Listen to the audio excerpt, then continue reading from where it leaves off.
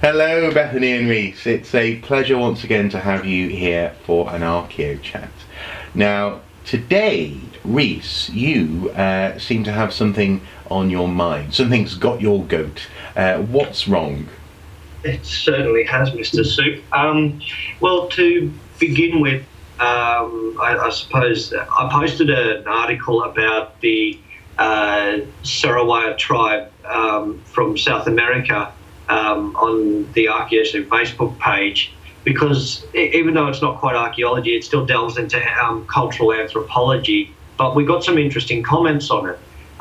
People basically saying cultural relativism isn't appropriate if culture deems it necessary to kill children, in this way kill children with birth defects. Now, I, as an archaeologist and as a trained in anthropology, amongst other things, I find it quite hard to swallow that people still have these opinions and views that we look down on other people's cultures in this colonialistic way. Now, so you're saying that that we should simply allow a society to continue to behave in a way which we may broadly seem to think is immoral or amoral or whatever you want to label it as? certainly. I mean, the issue is what happens when a culture that's larger than ours looks at our culture and decides that basic tenets of our culture are wrong, and then they go and do documentaries on us and tell us everything about what we do is wrong. Mm-hmm. From shaving from eating chocolate or drinking alcohol. If people came in and said that's disgusting, you shouldn't be doing that, or relationships of this type are unethical, stuff like that. We seem to have the monopoly in our culture, and specifically in the media, this idea of we know what is right and what is wrong and what is best for everybody. And basically, Channel 7, a television channel in Australia, went too far by going into this South American tribe, the Sarawak, and portraying a very racist notion of them. And the Australian Communications and Media Authority took Channel 7 to court in 2011 after they showed this on public television, and sued them successfully for a racist portrayal of this Indigenous tribe. Right. Okay. Well, I don't know. I mean, what do you think, Bethany? Do you think that that this is right, or indeed what is right? Is it right to have a concept of right in these scenarios? What do you reckon? I suppose that we could start by saying exactly what is cultural relativism. So the definition from the Oxford Dictionary of Archaeology basically says that there is no universal standard for different cultures, and basically all cultures and their laws and morals of belief, they're all equally valid. So it's basically saying that everything is right in its own way. It's a tough one, because we frequently in our own daily lives will point out if something is morally right or morally wrong based on our own beliefs. Yet if someone told us that our beliefs were wrong, we would probably get very defensive about it and try and find a way to rationalize it and explain it. So I can completely agree with Rhys in saying that we cannot simply tell these tribes that what they are doing is wrong and try and find a way to stop it or change it, because we don't really have the authority to do that. If they tried that with us, as you were saying, Rhys, that all hell would probably break loose, because you can't just tell a culture that you probably know nothing about that what they're doing is wrong because of one single aspect. Okay. Well, allow me to put, I suppose, a counter argument here. I mean, I'm well aware of cultural relativism and the work of, say, Franz Boas in being, I suppose, the father of this idea that one culture isn't inherently better or more morally correct than another one. But to be devil's advocate, I suppose I would say, what if the society that we're looking at, or the tribe that we're looking at, is only making use of infanticide, say the killing of children who are deformed or who are mentally incapable or in some other way disabled, because they don't have access to the medical advances that we have developed in our society? Is it not therefore our responsibility to maybe step in and help these human beings, these souls, these lives? Sorry, souls is probably a bit too weighted there. But these new humans, is it not our responsibility to go in and expose them to the benefits that we have? But then, where's that's a very slippery slope argument, and that argument has been had many times. You introduce them to modern medicine, modern technology to help them out. Where do you stop introducing them? You know, it's just like, okay, you've got the cold, so we're going to give you antibiotics for the cold. All of a sudden, this tribe, which in fact did happen to this tribe, first contact with missionaries, they destroyed half of their population in the 1940s. So introducing technology and things like this has an abhorrent effect on not just the okay, we've cured something for you, or we've helped you fix your child, but it changes the base of the entire culture a lot of the time. For example, there's been accusations of people going into the Yanomami tribe for a long time now, where they've basically gone in with little things like little gifts, and they've given them mattocks, axes and hatchets and things like that, things for creating better huts easier, technology like that. What ended up happening was these gifts were used as weapons in a traditional blood feud. Now, if we want to go into blood feud a bit more, these are customs more than anything, where some people have postulated that they might be for population control purposes, amongst other things. But the point is that as soon as you give one tribe a whole bunch of vastly superior killing weapons, they've just gone and wiped out another tribe entirely, whereas you may have only had one or two casualties with their traditional weapons. It happened in Papua New Guinea when they introduced guns, and it's still happening today. So that's the problem. That is the big problem, introducing facets of our society to others like that. I see. Okay. Well. So in that sense, I mean, I suppose one could almost argue that actually has a sort of cyclical effect, where we introduce an element of, as you say, maybe a machete to one group of people, and then what would be a natural blood feud between two families, and eventually would sort itself out, elevates into warfare. And then that means that we then see them as even more savage than we did previously. Perhaps, as a society, lots of people sort of tempted to go, oh yes, look at those savages murdering each other. And actually that did, I think, happen with the Yanomami. There was this rumour that they were just inherently violent people. But I suppose we're not necessarily in this instance talking about introducing technology. We're talking about taking away the need for what many people would label a gruesome custom, what is now an unnecessary custom. You don't have to do the old thing of leaving the infirm, if you're an Inuit, leave the infirm out to die in the snow anymore. People in that part of the world, in the Arctic Circle, do increasingly have access to medical care, which is making it possible to live with Alzheimer's, for example. So I mean, why can't we help people in that way? Again, I'm being very much devil's advocate here. But I mean, let's hear from Bethany for a second on that.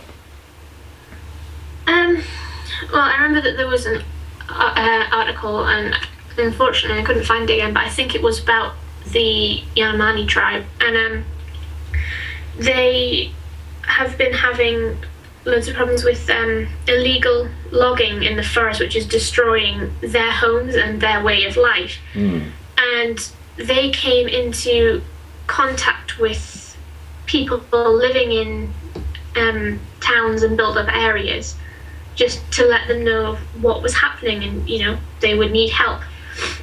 And people tried to help them and thought, wow, we need to help these people. So they brought them clothing and food, and it wasn't just a case of giving them things that they could use as weapons. They were generally trying to be helpful and give them some sort of closure. And in the end, we ended up, these people ended up giving them how many different diseases, as well as just things like the common cold. And higher authority ended up issuing warnings saying, if you give someone a piece of clothing that you don't wear anymore, you're going to infect this tribe, and inevitably it could cause more damage than illegal loggers. So we don't really have, most people don't really have any authority where they can just say, oh, I can just help these people. No matter how people try, there's going to be some sort of consequences. Mm-hmm.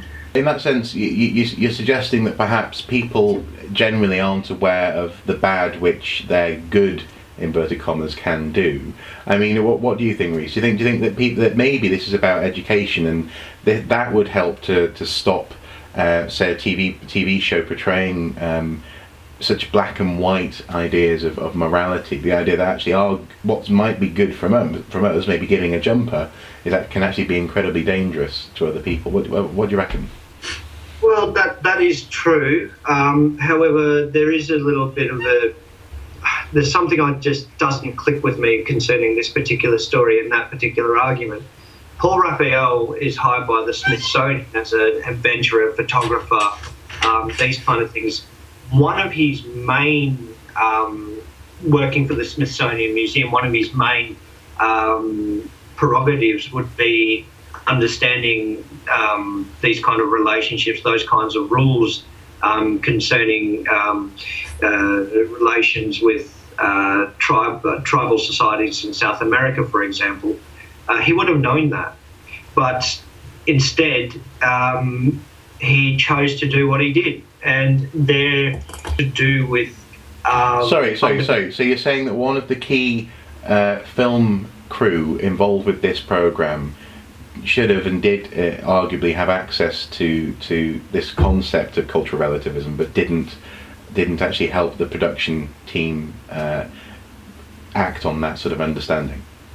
That's exactly what I'm saying. Right. And this production team would have had access to the right people to give them that information. There is no way that they were just allowed to walk up into this protected area of the Amazon jungle by the government and just start filming. I mean, there would have been a lot of paperwork, red tape to get through to get to the stage that they did. I mean, this is the thing, is that what they did, these people, the Sirawa, they wear Western clothes a lot of the time. They wear shorts, they wear shirts. They've been in contact with us for the better part of 70 years now, with the outside world, I should say.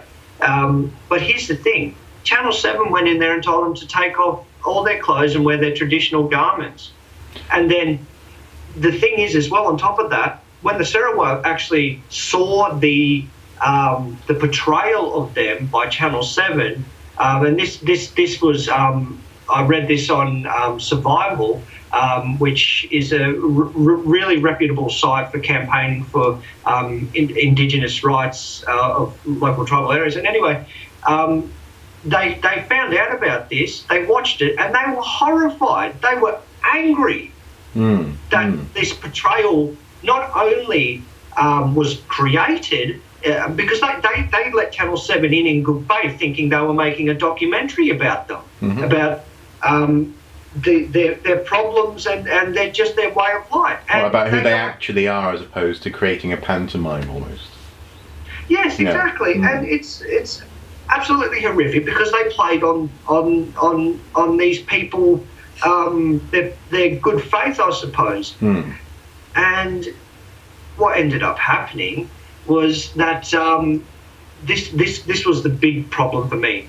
These fundamentalist religious groups in the area basically want to take the Sarawak's kids away from them, because they do practice the custom of killing disabled children at birth, because in their culture they don't believe these children have a soul. When Channel 7 actually showed this, the local government said, oh, hang on a second, they've brought a big attention to this, maybe we should look into this a little bit more. And it actually gave some leverage to these local missionaries who basically were saying, we want to take these kids away from the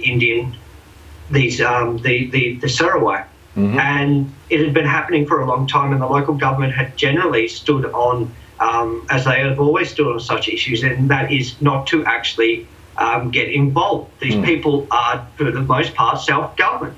So again, I suppose I would come back to that sort of devil's advocate point of, well, why not? Why not allow this to happen? Why not allow? And why is that a bad thing?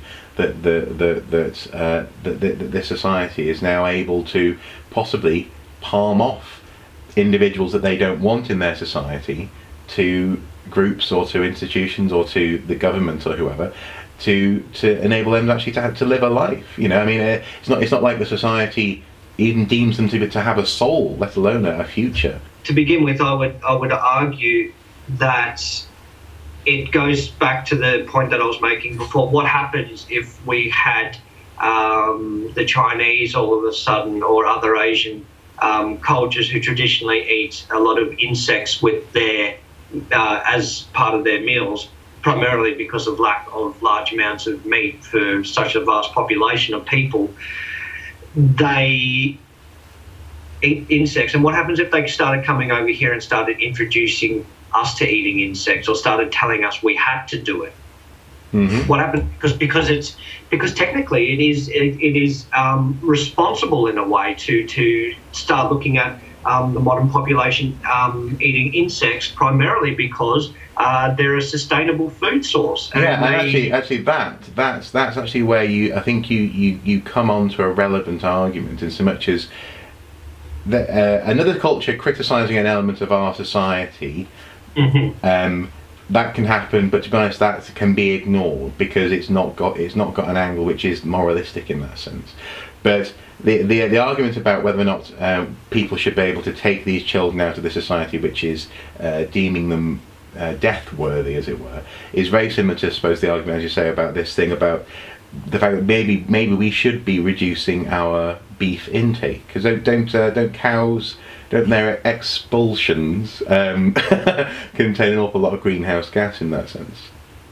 Yes, that's true, and I mean, that's a decision that our culture has overtly decided to stick with. We're not going to stop eating cows just because it's affecting the environment of everybody else on Earth. It's like, who's going to tell us to do? Who's going to, enforce that upon us? That's the thing, and it's like we go and then say something similar to another group of people that, there's Brazilian miners in the area who are poisoning your water, which is directly linked with having higher rates of deformed births. Ergo, you're going to have to kill more children. Well, not have to kill more children, but they go ahead and practice that custom more often, because that's us affecting them in the first place there.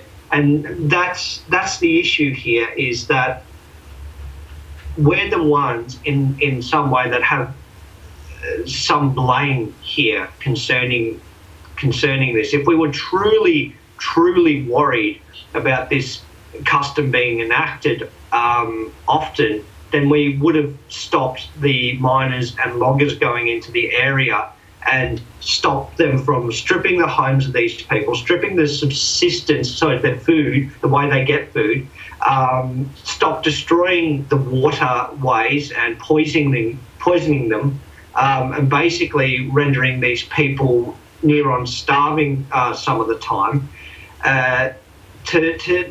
It just doesn't make sense that we then blame them to say, well, we can't support our disabled kids. They can't. So in some ways, what you're saying is that broadly speaking,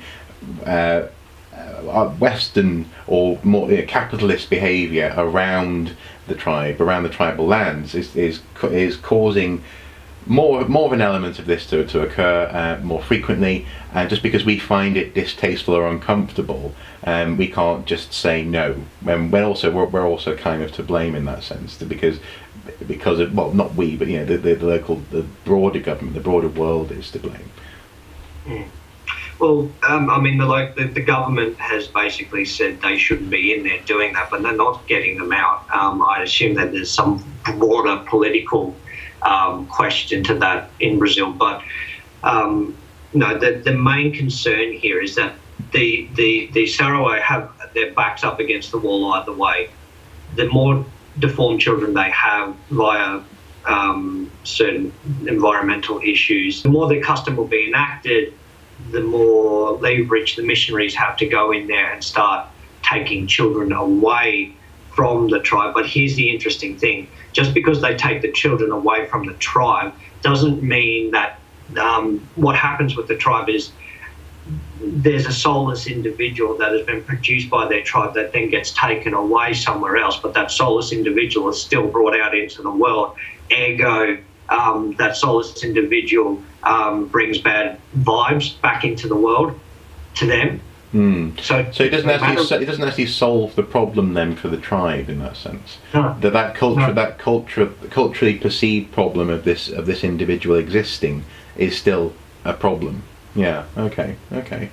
Well, this has been a really interesting and I suppose quite a difficult conversation for some people to watch, I think.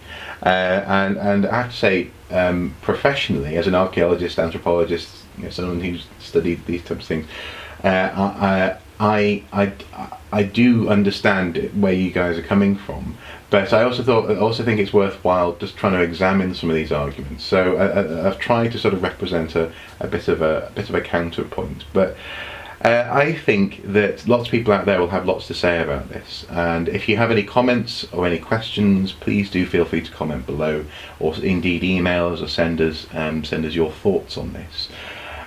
Do though keep the conversation civil. I think this one has potential to go a little bit vicious in some respects, especially when it comes to, for example, missionaries and the religious elements of this.